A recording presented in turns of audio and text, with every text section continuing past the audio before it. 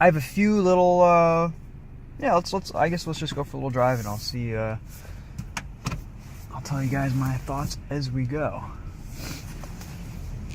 So first of all, this car does handle pretty well. Mazda tends to inject some of their fun to drive DNA in a lot of their lineup, and they've done a really good job with it in this car. It's agile, it feels good, it's responsive. I really, really like the transmission.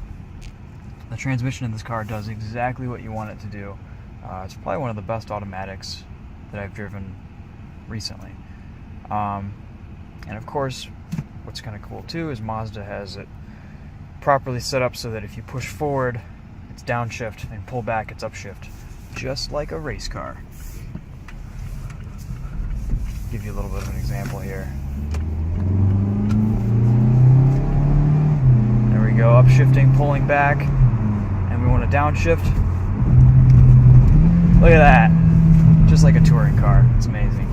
Only a few manufacturers get it right, and Mazda's one of them.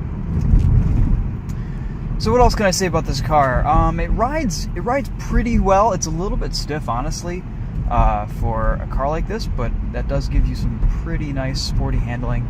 It's not something that's going to really bother you on a daily basis, and also it's pretty cold out, so shocks are going to be a little bit stiffer anyway right now. It's about 23 degrees. But it is a firm ride. It's definitely not plush.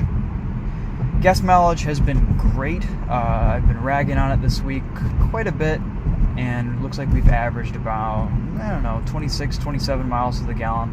I think on a highway trip, if you're just cruising around 70, 75 miles an hour, you'd probably expect about 31, 33, 34 miles to the gallon, maybe more. So for being an all-wheel drive car, it's pretty fuel efficient. That's nice. Let's see here. What else? Paddle shifters. They work great. Put it in a sport mode, car shifts and responds a little bit quicker. Pretty instant.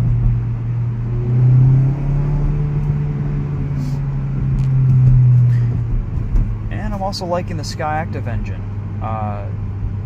This is the same engine that's in a lot of their cars now. It's nice. It has nice linear response. It's pretty quick. I think it sounds nice. It's got some induction noise. This CX-3 is the top of the range model.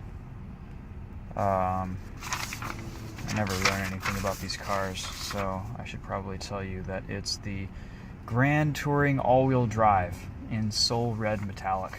Look at that.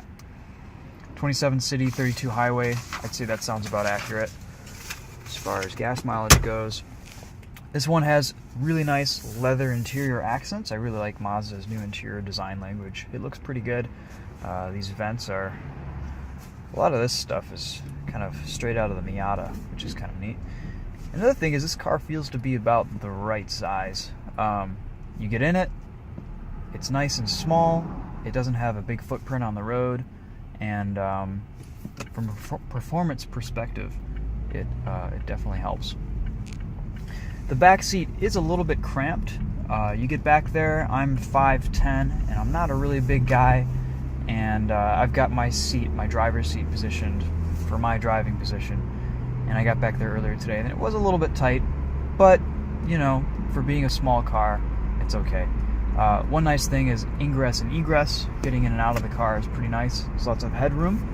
Even with the sunroof, I've got plenty of room up here. Even if I wanted to throw on a racing helmet and take this out to a track day, I'd be in good shape. Let's pull off here, and I'll show you a couple things on the inside of the car.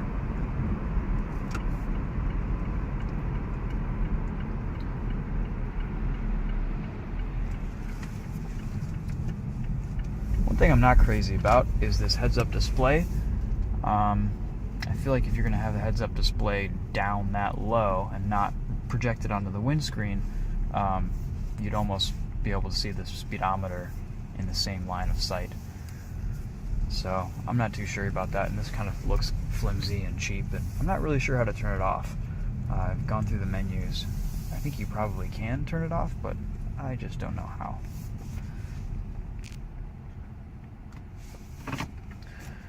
Alright, auto climate control seems to work pretty well. Seat heaters are nice and powerful.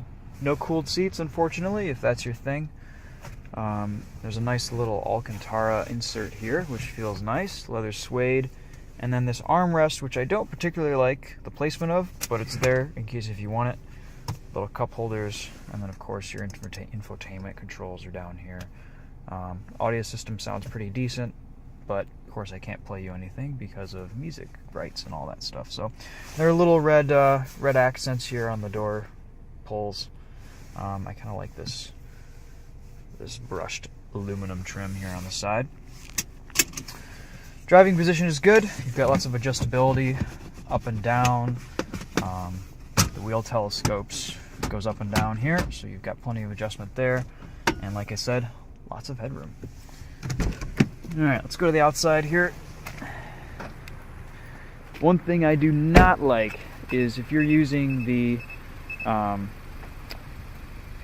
keyless entry feature and you want to open the door, it's really hard to see this button at night. So I'd rather it just be you put your hand there and it senses it, and you can open the door that way, because I don't like taking the keys out of my pocket. This, you have to kind of fish for the button if you're locking it or unlocking it, and it's not as easy as you would think. This is a pretty small car. You look in the back here, and footroom is pretty decent. These headrests definitely need to go up if someone's back there. I'm just putting them down for visibility. But really, I mean, it's not too bad back here. It's just, you're pretty close to the rear of the car if you're sitting in the back seats. Trunk space is pretty decent. There's quite a bit of room back here. And then of course there's another storage compartment down below. That's nice if you need to put valuables back there and you don't want people to see your stuff, even though it does have the cargo cover. Look at those lights.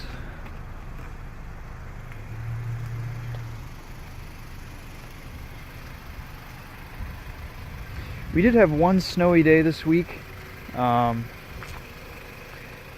it was actually kind of black ice, and these tires did not like it.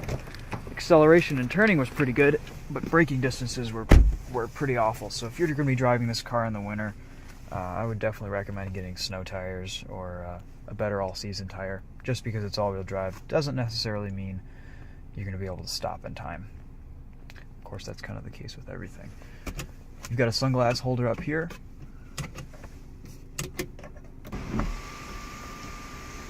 Sunroof, moonroof, whatever they're calling it these days. And interior lights. What else can I say about this car? I think that's really about it. Overall, I've enjoyed it. It's a great car. I've liked it. It's a good driving experience. It's comfortable. It warms up really quickly. That heater fires on within about, I don't know, maybe a minute of getting in the car and getting going. There's no temperature gauge, but there is a little light that tells you when the coolant has warmed up. So it goes from a little blue light comes on to tell you that the engine's cold, and then it goes off when things are warmed up to temperature. So I would say I'm going to give the Mazda CX-3 a yes. That's my POV review of the 2016 Mazda CX-3 Grand